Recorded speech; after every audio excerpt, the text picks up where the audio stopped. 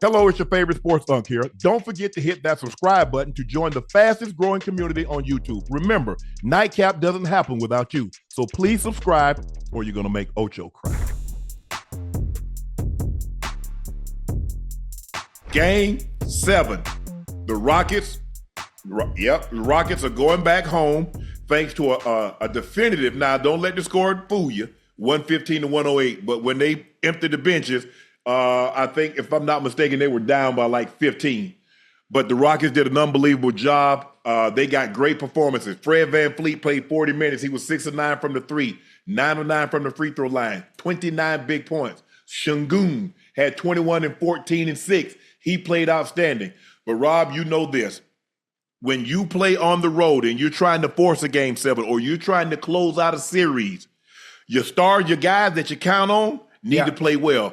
But you need to get some production from somebody you don't expect it. Now, I don't know if this is the most points that Steven Adams has ever scored in a game. I know it's not the most rebounds or the most blocks, but this might be the most impactful game that he's played his entire career, and he's played a lot of playoff basketball games. He's played a lot of games. But tonight, I believe he was the difference maker because he got rebounds, he kept possessions alive, he blocked shot, he changed it. When they went to that big lineup with him and Şengün in there, that changed it.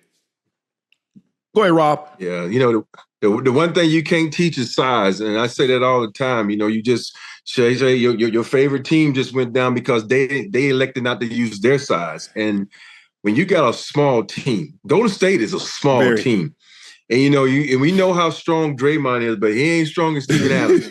And Steven Adams, he be carving out that room, he be grabbing rebounds, be pushing people out the way. He's an enforcer. When you got guys, if you look at this Rockets team, outside of Dillon and maybe Şengün, they all little guys. And so you need protectors out there on that floor. And that's what Steven Adams is. You look at Ja. Ja's missing that right now. So you need a guy like that.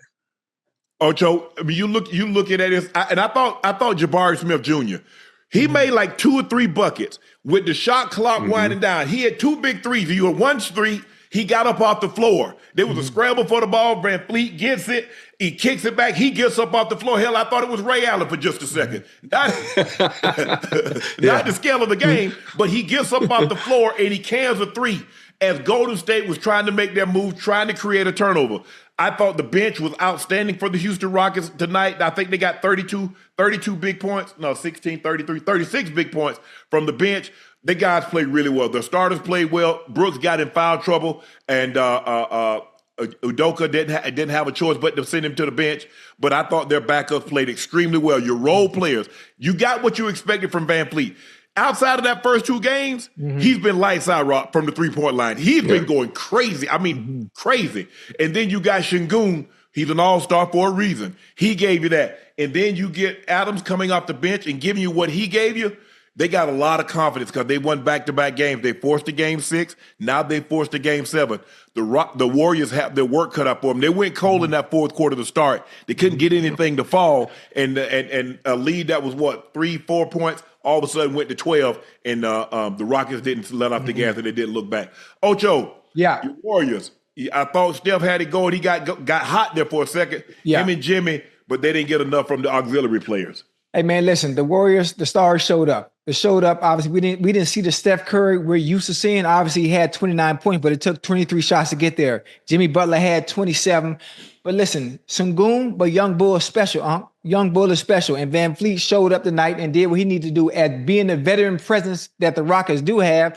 Listen, them young Bulls looked like they wanted it more, The intensity. They played on both sides of the floor. Spacing was really good. And that goddamn Steven Adams, listen, he was probably the difference maker. When you talk about the size in which the Rockets have and how small the Warriors are, I think it comes down to making more shots. Because those second, what do you call it? When you get the second attempts. Yeah, bingo. That's what you're trying to say. The second attempts that the Rockets had is the reason why they won the game. And obviously them playing with a little bit more fire, like they wanted a little bit more. Even though the experience of the Warriors who have been in positions like this before and had the experience with the Draymonds, the Jimmy Butlers that are used to being in playoff atmospheres, Them young Bulls look like they wanted more. And listen, like you say, they got their stuff cut out for them, having to travel. Now they got to go to goddamn Houston and seal a deal. You got to believe Rudy T never underestimate the heart of a champion. I don't know if these Rockets are the champions, but that's what Rudy T coined the phrase, and it stuck. I think the thing is that when they went to that big lineup, because Draymond is undersized, you can't play Looney because he give you nothing on offense. Post wasn't hitting any shots, so you can't play him. So you're really trying to say, Draymond, I need you to keep 7 foot, 300-pound Steven Adams off the glass. I need you to keep 6'10", 6'11" Şengün off the glass. You're asking too much, and you see they started to wear him down over and over again. Second chance points. They did a great job of finding Şengün in the high post, and then guess what? He take one dribble, he drops it off to Steven Adams, a dunk. Or he drops it off, he finds Thompson for a layup. Yeah. He played extremely well tonight. I expected Van Fleet, because they got to do something with Van Fleet. Because he's walking in shooting around threes. He's feeling that comfortable. For me, I knew the Warriors were in trouble from jump. Because anytime you change your lineup, that's like a sign to the other team, like, oh, we don't know what to do with you. Now, the Rockets, when you're that young, anything can give you emotion, give you spark, give you energy. They over there like, oh, we got them. They scared. They changed their lineup. And you think about this, they changed the lineup. Look, put Gary Payton Jr. in there because they wanted somebody to slow Van Fleet down. Mm-hmm. But why? Why change it? Like, because you just talked about offense. That's no offense right there. And then you got Buddy Hield. We all know Buddy Hield is not a defensive player, but the one thing that Kerr is he's going to do the same thing that J.J. Redick did and bite himself in the butt with it by not playing Kuminga. Yeah. Because you need size and you need athleticism to go up against this Rocket team because they're young and athletic. Mm-hmm. Yeah, but you mad at this dude? I don't know what's going on. If you curse him out or something, he won't play him, but this is your third leading scorer on the team. He was your second leading scorer on the team until you got Butler, but now you're not playing him. So I don't know what's going on right there, but that's going to cost them in this series because now you done gave the Rockets all type of energy, and they're going to go back and probably win this series because you elected to do some dumb stuff like in Game 5 and tonight. You know what, Unc? Go ahead. Before you go, what I think for the Warriors, obviously going into Game 7, what's going to have to happen, regardless of what the Rockets do, I think it's going to have to be Jimmy Butler and it's going to have to be Curry. Curry's going to have to be a little bit more efficient from the field to overcome all the things that the Rockets do, whether they go big, whether they go small. The only thing you do is put the goddamn ball in the bucket and have more points and just hope. Just hope. Whatever you can do, you got to lean on Curry. That's the only way. That's the only way. Game 7 going into, I don't know what stadium it is that the Rockets play in Houston. Toyota. That's the only way it's going to happen. Yeah, I think the thing is, I like what Udoka did. He went to a zone, and every time Steph got the ball, they trapped him. They said, "Nah, bro, I don't care if you're at the timeline. We gonna get that ball out of your hands. Somebody else is going to beat us. We don't believe in a moment like this here, because there's a difference between hitting shots in game 1, 2, 3, 4, 5. Because this is an opportunity for advance, and now." You're going to, like Ocho said, you're going to have to rely a little bit more on Curry and Butler because a lot of these guys haven't been in moments like this. Draymond has, but I'm not counting on Draymond to give me a whole bunch of points. I'm counting on him to give me somewhere between 4 and 8 points. He'll give you 6, 7 rebounds, 5, 6, 7 assists. That's what I'm expecting from him. But your production is going to have to come from Jimmy Butler and Steph Curry, guys that have been in this moment. But I thought Udoka did a great thing. He went to the zone. He said, look, do not get back picked because they're going to try to come and set that back pick and have Curry floating. And they kept their eyes on him. They gave up a couple of, backdoor cuts because, I got eyes on Steph and guys snuck behind him. Draymond got one. Jimmy Butler got one. A couple of guys got but I give you that. The one thing I don't want to have happen is Steph Curry hit a couple of threes, and he hit a couple early, and he got the crowd into the game.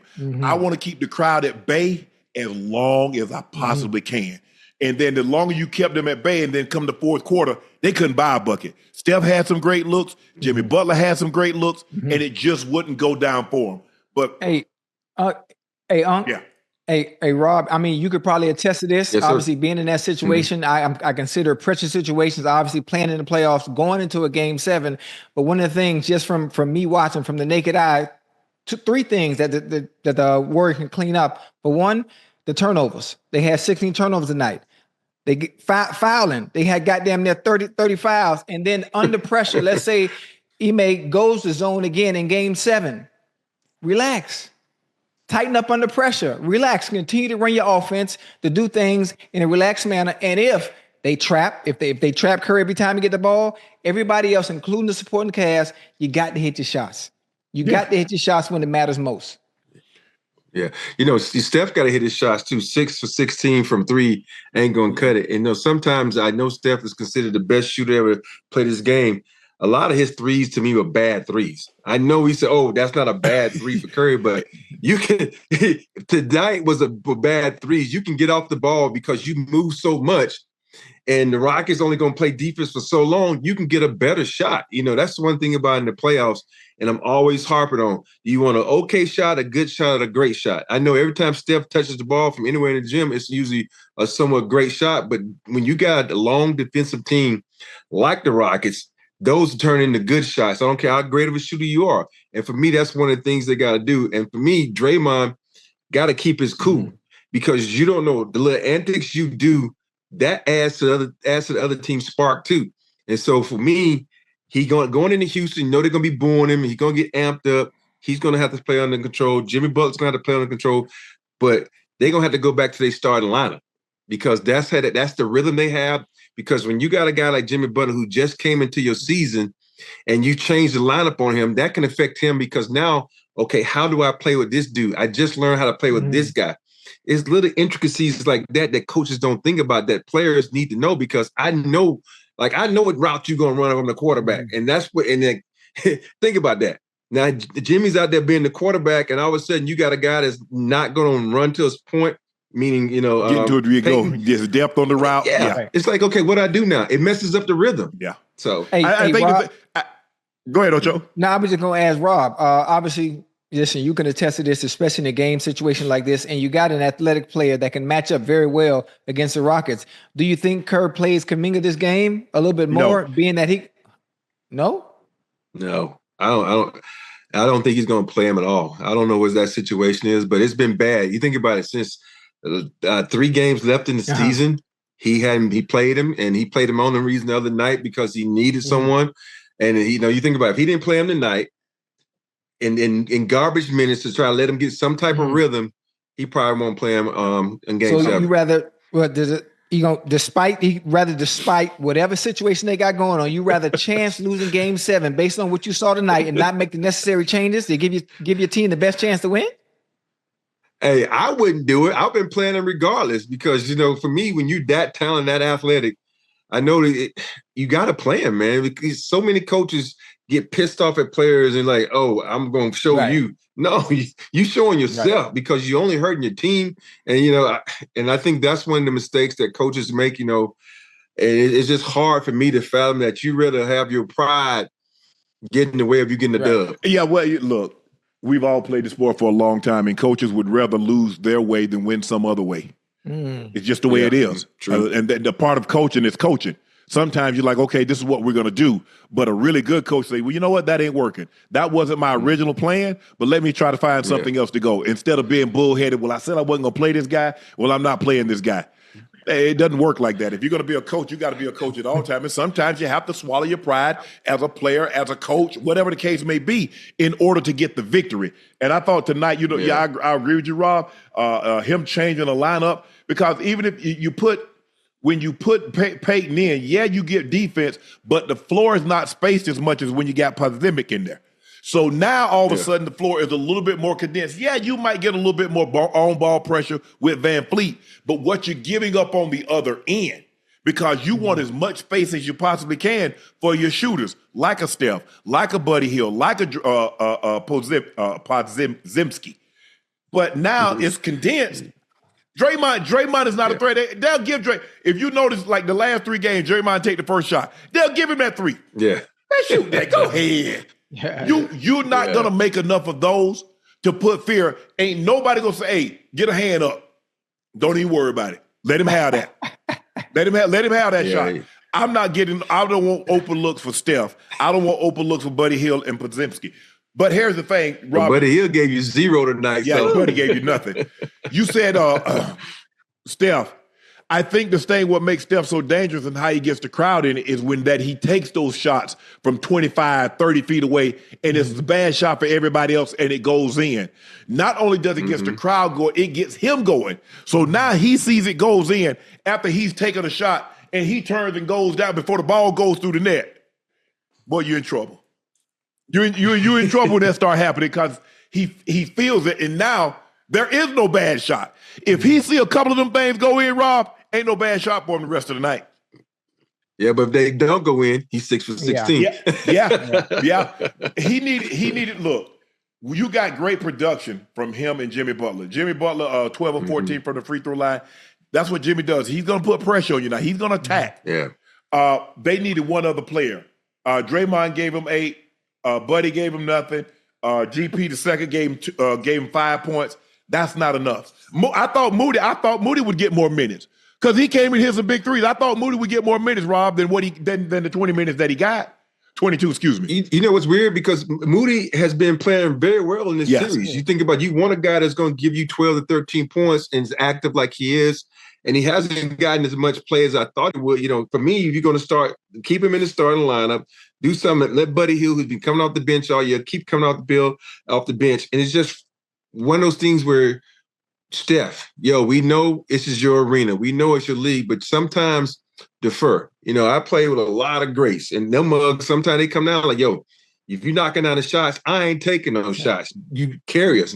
And that's one of the things that Jimmy Butler's really good at too, because he can get it going and he will defer to other people. But that's one thing about Steph, though. Steph is not a guy that really defers because he doesn't have to.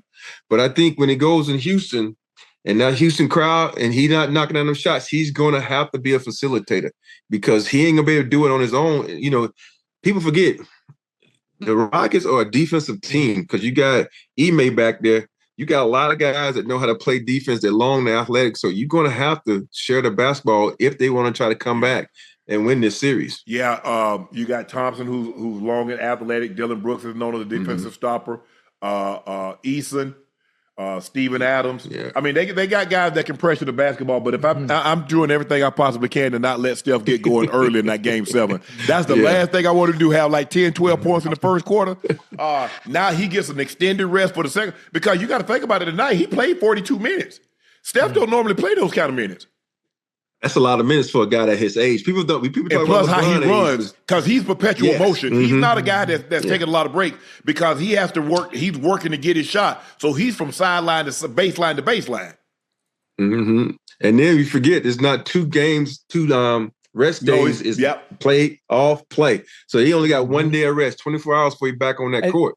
So and then he got to fly. So, and it's a 3-hour flight, maybe 4, because you might not take off in San Francisco with all that damn fog sometimes. So you can't get out of there. Fred VanVleet in his last. What you say, Ocho? You said something? I was going to say the good thing about Steph, the chances of him having a game like this, like tonight, where it takes him so many shots to even get to 29, 27, with how many points he had, he ain't gonna double that. He's not gonna have another game like that. I think he's gonna be much more efficient. Buddy Hield probably gonna be much better, and they probably gonna get Buddy Hield going early. And I really, for some reason, I don't know why, with Kerr really understanding, I'm sure Draymond and maybe Steph will probably talk to Kerr, with great understanding, we need a little bit more help. We need a little bit more size. You got to do something and get Kuminga in there some kind of way, where we be sitting at home in goddamn Cancun. I thought the Rockets, one thing they play did off too, Butler for no reason. They put a lot of pressure on them. They shot 46 free throws, Bob. They shot 46 free throws. It's been a while since I've seen the team shoot 46 free throws, but 16 of those went to Steven Adams, and a lot of that had to do with because they was Hacker Adams. And he made, down the stretch, he made them pay for that. He was making them. Yeah, it's one of the things where you try that, that's all that Pop stuff. You remember Pop did that with Shaq and, the Hacker Shaq. And you got to think about some of these guys. You make 1, you make 2, you got to go away from it because that guy has a little rhythm. Sometimes you want to trust the process. You talked about following your game plan. There's certain game plans you have to scrap. Steven Adams, his free throw percentage might be bad, but the dude, you look at his form, the way he approaches it, everything is fundamentally sound. So he can knock him down. He just don't knock him down because he don't shoot a lot. So it looked like a percentage of bad. The Rockets the Warriors shot 22 free throws. All of them came from three guys. Draymond was 1 for 2. Jimmy was 12 of 14, and Steph was 5 of 6. So that tells me they're not nearly aggressive enough. When you only got three guys that take your free throw attempts, that means but the thing is that's not who they are. That's not who they are. That's what you get from a jump shooting team. When you shoot jump shots, you don't go to the free throw line. And the thing about, you talk about analytics of basketball shooting threes. I've always had the mindset, if you're shooting the threes, you're playing soft. Why? Because you're not trying to create shots. You're not trying to get to the rack. So you're taking the easy way out. So I'm just going to pull up for a 3. Think about that. If I pull up for a 3, that's easy. Now, if I had to cross someone else, spin, get to the rack, that's hard work. You think about Ant-Man. Ant-Man, he don't mind that work. You just saw he put in that work. And now you get to these guys who want to shoot jump shots. You're not going to get to the foul line. And the only reason Steph gets those fouls sometimes, because if you watch closely, he's causing the contact. He's really good at that. And also when he does that, and I hate when he does that, because a lot of times when he does it, he's not even concentrating on the shot. He's concentrating on the foul. Just take the damn shot to make the shot. If you get fouled, so be it. Hey, Rob, I just want to say one thing about, you talk about Curry being able to put the ball on the floor and create his own space in his own shot. You mentioned Anthony Edwards, Ja Morant can do it as well. But you got to think about it. When you look at the landscape of all the teams in the NBA, including those in the playoffs, it's only maybe 1 or 2 players on each team that can do that. That can go ISO, that can put the ball on the floor and create their own shot. So it's not that many of them. So once you take that up, when you trap a player like a Curry and they have to facilitate, then now you got to get everybody else involved, and it puts pressure on them that I didn't know. It's still a game of basketball, and everybody, like Unc told me before, everybody didn't have the green light to shoot the ball at will. Hell no. I just learned that. I'm thinking, well, hell, if I'm open, just shoot it. Nah. But if you open, you open for a reason. They help it out for your ass. That's why you open. They gonna play the percentages. They're gonna let you take that shot. You knock down 2, then they might guard you. I ain't know all that now. Fred VanVleet, last 3 games, he had 29 points. He had 6 threes tonight, 26 points, 4 made threes, 25 points, 8 made threes. So his last 3 ball games, he's got 18 made threes, more points and threes than Steph. He's the veteran presence on this team. He's the guy that's been in championship moments. He's the guy that's been on that stage in the Eastern Conference where they were, in the Eastern Conference Finals. They went to a championship. Kawhi led them to an NBA title. He's the guy. So this is what he needs to do. Hey, follow me. Follow me. He's the leader. He did what he was supposed to do. He got great contribution from Şengün. Now, Şengün is their best player. But the veteran presence of the best. Huh? Best. Yes. Better than Green? Hell yeah. Yes. What are you talking? Yeah. Jalen Green has only had 1 good game so far in this playoff series. He was 3 of 11, 1 for 6. He had 12 points. Şengün is an all-star. I'm talking about, I know Şengün is the all-star, but I'm just saying Jalen Green is supposed to be that next up-and-coming, that boy in Houston. Or maybe, am I mistaken? No, you're not mistaken, but we talking about now. We talking about what you're supposed to be, right on the floor. I checked that with you. If you want to talk about totality, Şengün's still the best player because he's rebounding, he's scoring points, he's getting assists. Jalen Green is just a high flyer right now, and that's all he's living off of. He got to do more than try to, that's the one thing but I've watched the NBA now. There are so many guys that have become showmen instead of playing the damn game. They want to, do all these antics when they hit a 3. They want to, it's just play the damn game. You make a damn shot, big damn deal. You get back and play some defense. How many times have you seen a guy make a shot and get a layup on the other end and get their ass beat on the other end of the defense because they're doing this shit? Just get back and play. And that's one thing that you watch Jalen Green, he has a tendency to try to get to the hole, look at the crowd, and next thing you know, get your ass back on defense. So that's why Şengün, he's just a hard worker, man. He in that paint, he dunking on people, he can get people involved.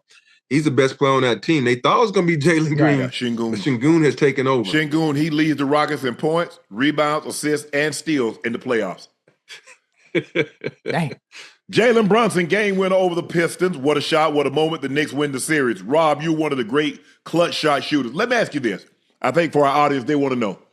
In that moment, Are you thinking like, man, if I make this shot, I'm a hero. If I miss it, or are you just going through it's the same, whether the moment is there or not? It's just like if it was the first quarter, the second quarter, or third quarter. What goes through your head when you're taking a shot that could potentially win you the game or lose you the game? You don't think about anything, man, because it's just like when you're in a gym, you're taking all these shots to prepare for this moment. You put the reps in. And that's what you got to do. That's why you see guys, you take Kobe, for instance, he's been in the gym 24/7. So everything came easy for him. And if you put in the time and the work and the sacrifice, these moments like this, you don't even think about it. You think about Jalen Brunson. Most guys, they like going to their offhand to pull up for their jump shot because you can square up a little bit better.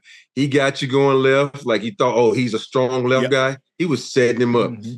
He set Thompson up. I'm coming right back over here to where I want to knock down this three. So it's just a process that you go through each and every day. And you watch him, he is so good at manipulating the defense. He can get you on your hip, and then he can cause the contact, or he can get you, he can gauge your speed. If you're going too fast, he stops on a dime and pulls up.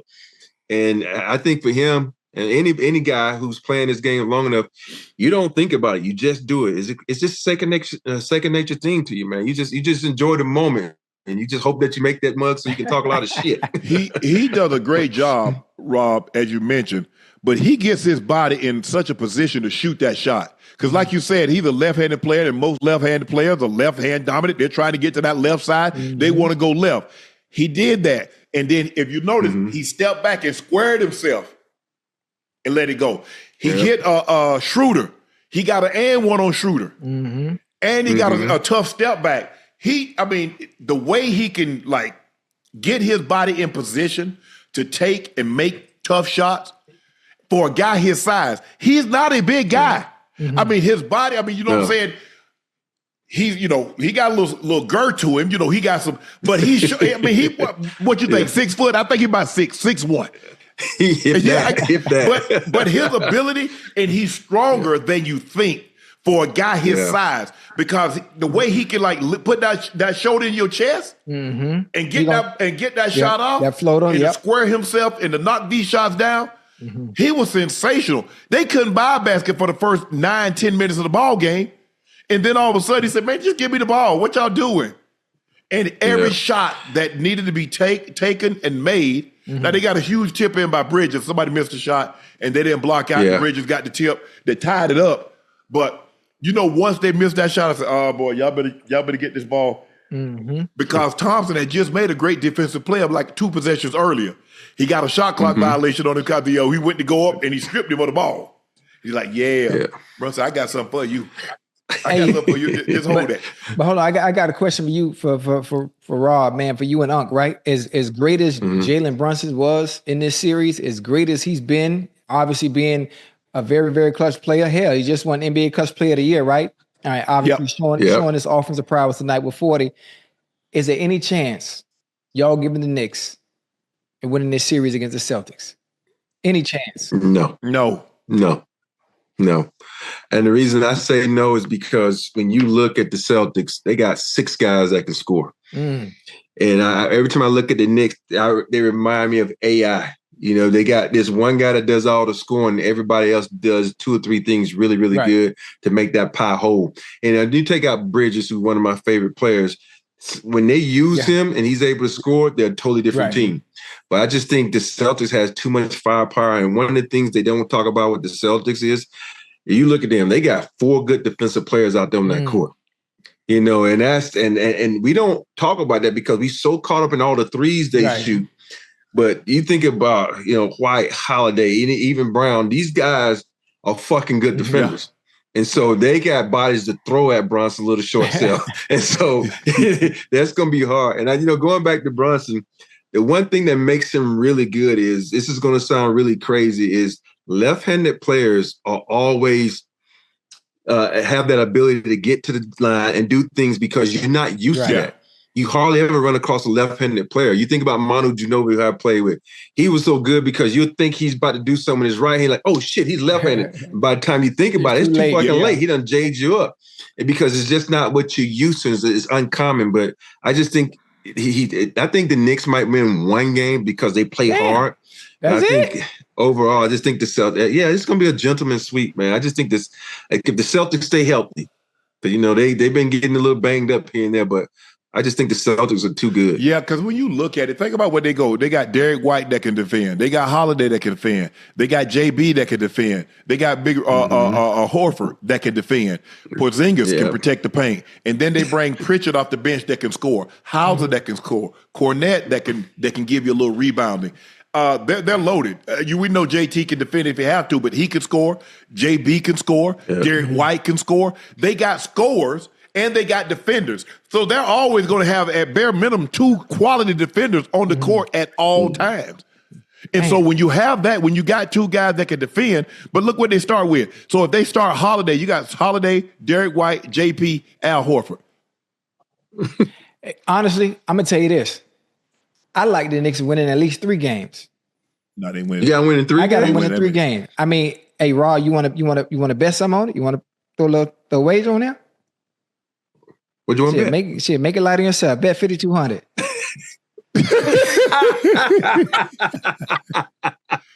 That's very specific. Why you said 5,200? I'm just trying to. I owe Unc 5,200, so I'm trying to make it up some other kind of way. I'm trying to break even. Rob, let me ask you this: of all the game winners that you hit, what's your favorite one? Lakers against the Kings. When the ball came out to you, that game 7. Was that a game? That was game 7. Yeah. No, it's game 4. Game 4. We lose that game, we go down 3-1. And the reason is my favorite because if you look at most of my game winners, they were all done on the road. And so this one was done at home. And you got a chance to rejoice in it with the crowd. Yeah, I grew up a huge Lakers fan, man. I grew up a big Magic Johnson fan. You would never, being a Laker, you used to them chanting Kobe, or Shaq. When you get a chance to knock down a big 3 and you hear them chant your name like that, man, it's the best feeling ever. I think for me, it's probably outside of Kobe's last game is the greatest moment in Staples / crypto. And every time I see the shot from above, and when I make it and the crowd just jumps up and cheers, I get goosebumps every time I see it. Even though I love what I did in 2005 against the Pistons in Game 5 when I lit their ass. Yeah, that's what I was thinking. Yeah.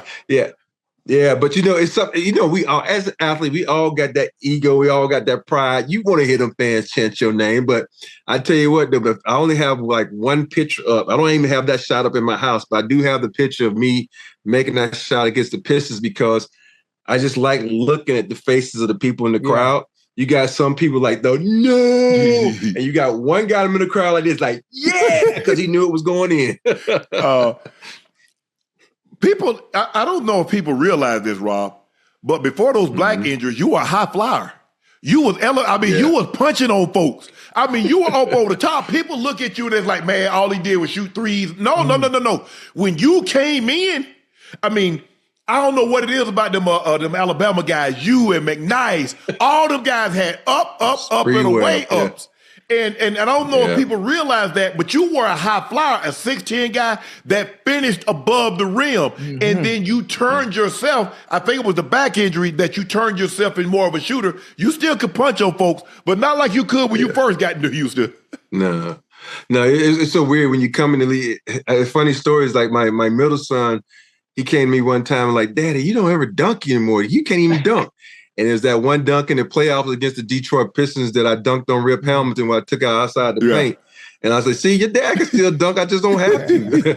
But, the weird part about it is when I got to the Lakers, they was like, oh, we don't want you to, they said, we need you to just spot up. And the worst thing as an athlete, if any athletes listening is don't let coaches limit you in what you can do. And I think, this day and age is a little bit different. Back then, it was a little bit more, I need you to do this, this, and this.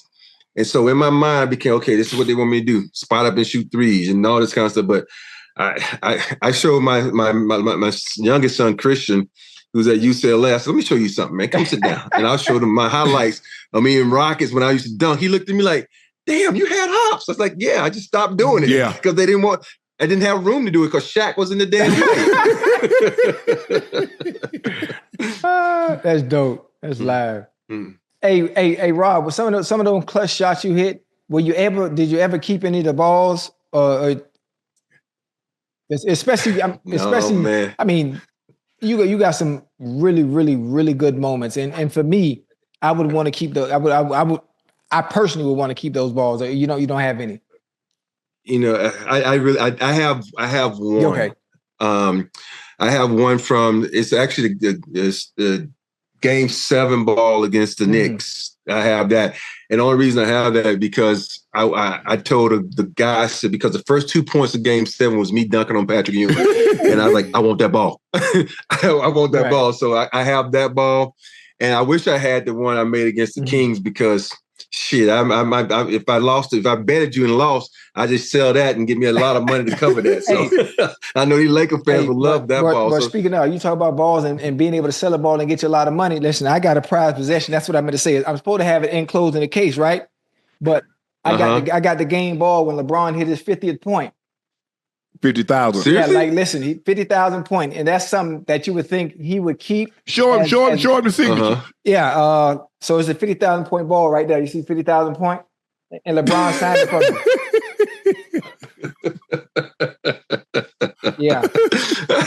So I mean, if I ever fall on hard times, man, this here gonna come in handy. If you fall on hard times and try to sell that ball, you gonna stay on hard times. Exactly. You might end up on real hard times.